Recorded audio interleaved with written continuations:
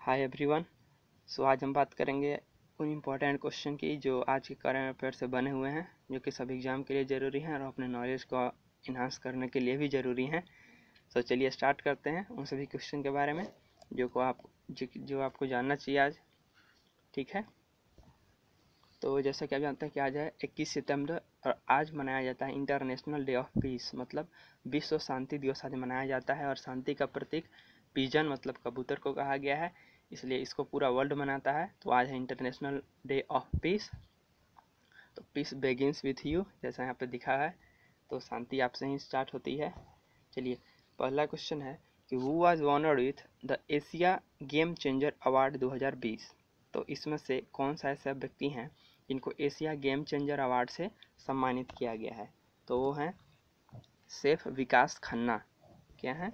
सैफ विकास खन्ना, जिनको Asia game changer award 2020 से सम्मानित किया गया है।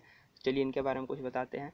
तो सैफ विकास खन्ना जो थे, कोविड-19 के दौरान भी बहुत लोगों को फीड मतलब कि खाना खिलाने में मदद किए हैं। पैंडेमिक में, ऐसा पैंडेमिक में जबकि पूरी दुनिया इससे जूझ रही है, उसमें ये सैफ खन्ना जो हैं, ये पूरे वहाँ पे जहाँ पे रहते हैं वहाँ पे फीड इंडिया प्रोग्राम चला करके सभी को खाना देने का, खाना बांटने का प्रोग्राम किया था, जिनके लिए इनको इस अवार्ड से सम्मानित किया गया है। तो इनके बारे में चलिए कुछ बताते हैं। तो एशिया गेम चेंजर अवार्ड जो है वो एशिया सोसाइटी के द्वारा दिया जाता है, जो कि एक US based non profit organisation मतलब एनजीओ है। ठीक है, जो कि 2014 में बनी थी। एशिया सोसाइटी जो कि यूएस में, ये नहीं कि एशिया के चलते एशिया में बोला जाए, एशिया में है, यूएस में है। और इसका उसी को आइडेंटिफाई और ऑनर करती है, उसी का अवार्ड देती है जो कि एक ट्रू लीडर मतलब सच्चा जो काम किया होता है, जैसे कि खन्ना जी हैं, जिनको बहुत अच्छा काम के लिए बोला जाएगा, जो कि फीड किया ऐसा टाइम पे जो कि इंडिया पूरा पैंडेमिक से जूझ रही थी। तो एक खन्ना एक ऐसे भारतीय थे जो कि 6 लोगों को सम्मानित किया गया, जिसमें अकेले खन्ना इंडियन थे। तो इंडिया के लिए बहुत गर्व की बात है। चलिए आगे, ये ही है मिस्टर खन्ना, विकास खन्ना, जो कि एवरीथिंग मिलियन ऑफ पीपल को क्या किए कि फीड किए मतलब भोजन किए। ठीक है, तो ऐसे ऐसे व्यक्ति की जरूरत है इंडिया में। चलिए अगला है विच यूनियन मिनिस्टर रिजाइन रिसेंटली। तो जैसे आपको पता होगा कि हरसिमरत कौर बादल, जो कि एक हरियाणा के मंत्री हैं और बीजेपी में सांसद भी थी और मंत्री भी थी, तो ये ने अपना पद से रिजाइन कर दिया है। तो union food processing industry minister, या union food processing industry minister से श्रीमती हरसिमरत कौर बादल, जो कि 17 सितंबर को रिजाइनेशन दे दी, जो कि पंजाब में अभी 3 सेक्टर बिल जो पास हुआ है सेंट्रल गवर्नमेंट के द्वारा, उसके अगेंस्ट में पूरे किसान का विरोध चल रहा है। उसी के अगेंस्ट इन्होंने अपने रिजाइनेशन को प्रेसिडेंट के आधार पर प्राइम मिनिस्टर को सौंप दिया है। और प्राइम मिनिस्टर ने जब से एक्सेप्ट नहीं करेंगे किसी संसद के रिजाइनेशन को, तब से एक्सेप्ट नहीं होता है। तो प्राइम मिनिस्टर ने, नरेंद्र मोदी ने इनका रिजाइनेशन एक्सेप्ट कर लिया है और इनको रिजाइन हो गई है। लेकिन ये संसद बनी रहेंगी। कोई संसद अगर रिजाइन करता है तो संसद का पद उसका नहीं जाता है। अगर वो मिनिस्टर, कोई संसद अपना कोई मिनिस्ट्री मंत्री पद है तो उसका मंत्री पद वहाँ से हट जाएगा, लेकिन संसद बनी रहेंगी। ठीक है, चलिए तो पंजाब के बारे में कुछ जान लेते हैं। तो पंजाब को ऐसा स्टेट है जो कि पाकिस्तान के साथ बॉर्डर लगता है, जिसको इंडिया से कम्युनिटी का हार्ट कहा जाता है। और यहाँ पे अमृतसर है, जो कि गुरु रामदास, जो कि सिख के गुरु थे, उनके द्वारा फाउंड किया गया था। और जो हरमिंदर साहिब है, जिनको हम लोग क्या गुरुद्वारा कहते हैं, जो कि वहाँ पे टेम्पल है, उसको इंग्लिश में क्या कहते हैं, गोल्डन टेम्पल। वो किसके द्वारा फाउंड, उसको हरमिंदर साहिब कहते हैं हिंदी में। ये जो गोल्डन टेम्पल है उसको हरमिंदर साहिब कहते हैं, जो कि सिख का बहुत बड़ा वो अमृतसर में जो है टेम्पल है, वहाँ पे हम लोग पूजा करते हैं। और पंजाब को पहले सप्त सिंधु कहा जाता था, क्योंकि वहाँ पे नदियाँ जो थीं, झेलम, चिनाब, ब्यास, रावी, सतलज। अब तो पंजाब उसका नाम ही पड़ा पंज प्लस आब। आब मतलब होता है नदी, जहाँ नदी का मिलान हो। तो पंजाब से 5 नदियाँ जाती हैं। और इससे पहले क्या कहा जाता था, एंशिएंट वैदिक पीरियड में सप्त सिंधु कहा जाता था। ठीक है, और एग्रीकल्चर के लिए यहाँ पे बहुत ज़्यादा ही है, जिसको ग्रेनरी ऑफ इंडिया या इंडिया ब्रेड बास्केट कहा जाता है। पंजाब को इंडिया ब्रेड बास्केट, जैसे कि यहाँ पे पर मिलेट, मेज, बार्ले, फ्रूट्स, कॉटन, राइस सब यहाँ पे उगाया जाता है। और बहुत सारे यहाँ पे पंजाबी जो हैं वो एग्रीकल्चर में ही इन्वॉल्व होते हैं। ठीक है, अगला है which social media platform partnered with common service centre CSC to deliver digital literacy service via chatbot. तो इसका आंसर हो जाएगा आपको व्हाट्सअप। व्हाट्सअप जो है वो चैटबॉट के साथ क्या किया है, तो पार्टनर कर लिया है। तो किस लिए, ताकि वो जो कॉमन सर्विस सेंटर जो होता है, जो कि आप देखे होंगे हर जगह कहीं कहीं पे, जो प्रज्ञा केंद्र जिसको बोल सकते हैं, उसके साथ पार्टनर किया ताकि हर छोटे छोटे व्यक्ति को भी अब डिजिटल से जोड़ सके, उसको एंटरप्रेन्योर बना सके, ठीक है, ताकि वो सबके बारे में जान सके। और व्हाट्सअप जो है एक फेसबुक का ही कंपनी में आ जाता है, क्योंकि फेसबुक ने व्हाट्सअप को अपने पास ले लिया है, ठीक है। इंस्टाग्राम, फेसबुक सब व्हाट्सअप ने अपने पास एक्वायर कर लिया है। अगला है what was rank of India in world bank human capital index.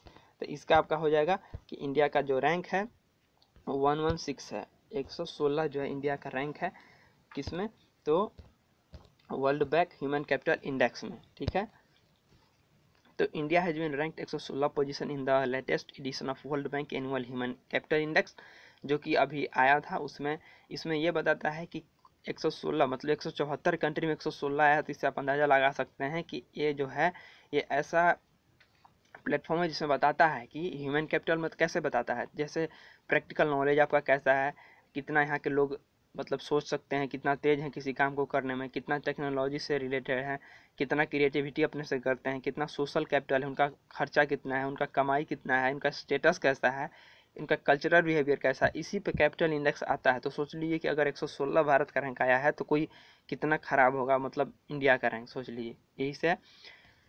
तो अगला है on which date world bamboo day is observe. तो बांस दिवस किस दिन मनाया जाता है, तो इसका है कि world bamboo day is observe globally on 18 September. Globally इसको मनाया जाता है, ग्लोबली 18 किस दिन, तो 18 सितंबर को मनाया जाता है, ठीक है। This day is celebrated to raise awareness of the benefit of bamboo. ये बम्बू को उसके क्या उसका यूज है उसके बारे में सब प्रचार करता है और बताता है कि कैसे इसका यूज करें, इसका प्रमोट करती है कि एवरीडे प्रोडक्ट जो हम यूज करते हैं उसमें कहीं ना कहीं बम्बू का यूज भी है, जिसका थीम क्या है, तो बम्बू नाउ। बम्बू नाउ इसका थीम है, ठीक है। Bamboo are evergreen perennial flowering plant. अच्छा, बम्बू आप जानते हैं कि बम्बू ना तो पेड़ है ना तो झाड़ी है, एक प्रकार की क्या है, तो घास है। बम्बू एक ग्रास फैमिली में आती है, ठीक है। बम्बू जो है एक ग्रास फैमिली में आती है, ठीक है। इसका साइंटिफिक नेम क्या है, तो बम्बू सोइडाई इसका साइंटिफिक नेम है, ठीक है।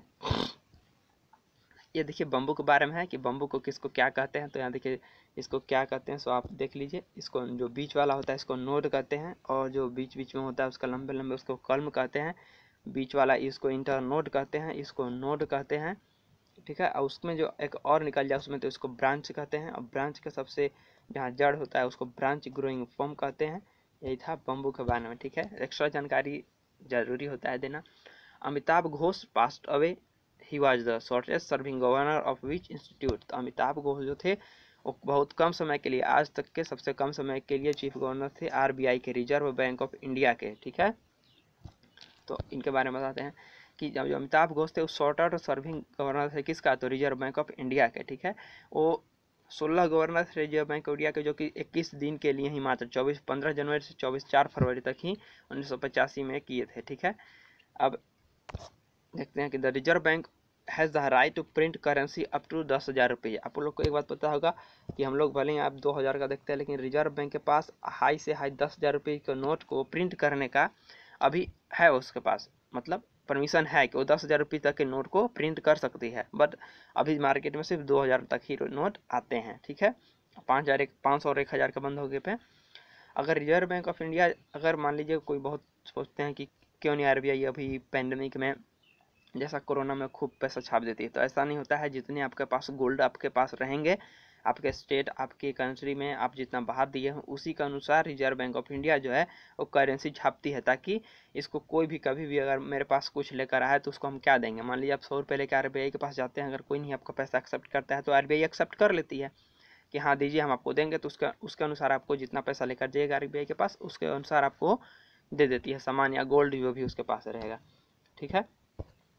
आरबीआई जो है इंडिया में करेंसी प्रिंट करती है। आपको पता ही होगा कि सबसे ऊपरी जो बॉडी है अगर बैंक का तो आरबीआई है, सब बैंकों का बैंक कहा जाता है आरबीआई, जो कि बैंकों को जो हम लोग बैंक पीएनबी हो गया, एसबीआई हो गया, सेंट्रल बैंक जितना भी मतलब इंडिया में है उस सबको लोन कौन प्रोवाइड करता है, तो आरबीआई प्रोवाइड करता है, ठीक है। चलिए अगला है brucellosis outbreak took place in which country. तो देखिए एक और चाइना में एक और वायरस आ गया है जिसका नाम क्या है, तो ब्रूसेलोसिस है। तो इसे तो इसका क्या नाम है, तो माल्टा फीवर भी इसको कहते हैं। ब्रुसेलोसिस को माल्टा फीवर भी कहा जाता है, इसको माल्टा फीवर, जो कि अभी 1000 ऑफ पीपल इन चाइना का, नॉर्थ चाइना में इसको इन्फेक्ट किया है। और ये जो है बायो फार्मास्यूटिकल कंपनी, जो चाइना में एक कंपनी थी जो वहाँ पे उसका हेडक्वार्टर था, वहीं पे इसका सीसी में था इसका, तो इसका वैक्सीन बनाने के चक्कर में नीचे गिरने से फूट गई, और फूटने से फैल गई, और फैली तो उस पर जो इन लोग डिसइंफेक्टेंट जो इन लोग डाले तो वो आउट ऑफ डेटेड थी, तो इसलिए उस पर और फैल गया उसमें हवा में।